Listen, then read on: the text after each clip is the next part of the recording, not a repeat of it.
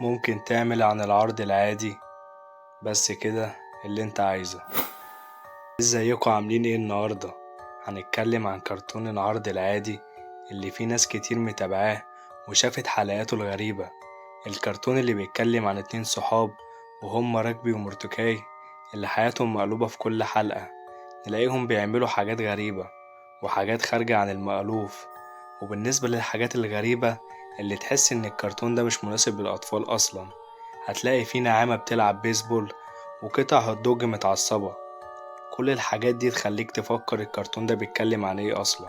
الحقيقة اللي هتتصدموا منها ان بداية فكرة الكرتون العادي بدأت قبل 15 سنة، لما جه الكاتب اللي اسمه جيجي كوينتل ونزل فيلم قصير بيتكلم عن شخصين بيشتغلوا في محطة بنزين وبيتعاطوا المخدرات، والمخدرات دي بتخليهم يشوفوا حاجات غريبة جدا.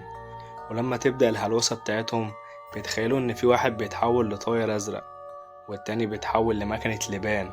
وبينتهي الفيلم القصير ده والاتنين تحت تأثير المخدرات.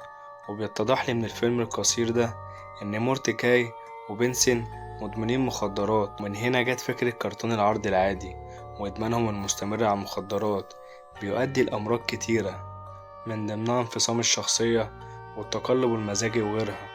وأصدقائهم وزمايلهم هم فقط تخيلات بسبب الإدمان على المخدرات. والإدمان على المخدرات فسر لنا هما ليه دايما بيعملوا حاجات مجنونة وبياكلوا حاجات غريبة ودايما قاعدين بيتفرجوا على التلفزيون والدنيا حواليهم بايظة ومتوسخة، وكل حاجة في الكرتون مقلوبة من فوق لتحت، وكل حاجة مش حقيقية. شغلهم وبيتهم ده عبارة عن بيت مهجور أصلا قاعدين فيه ودايما بيتعاطوا فيه المخدرات.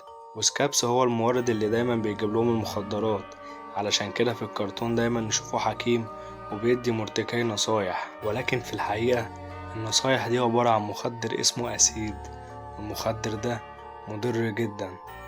بوبس هو رئيس عصابات معروف متحد مع الشرطة، وهو المسؤول مع سكيبس اللي بيوزع المخدرات على الناس وعلى مورتكاي.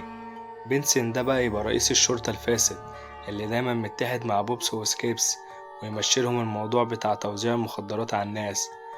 وللأسف ريجبي هو صديق مورتكاي المفضل، وللأسف مات من زمان لما كان عمرهم 15 سنة، وده يفسر لنا ليه بيعملوا حاجات طفولية.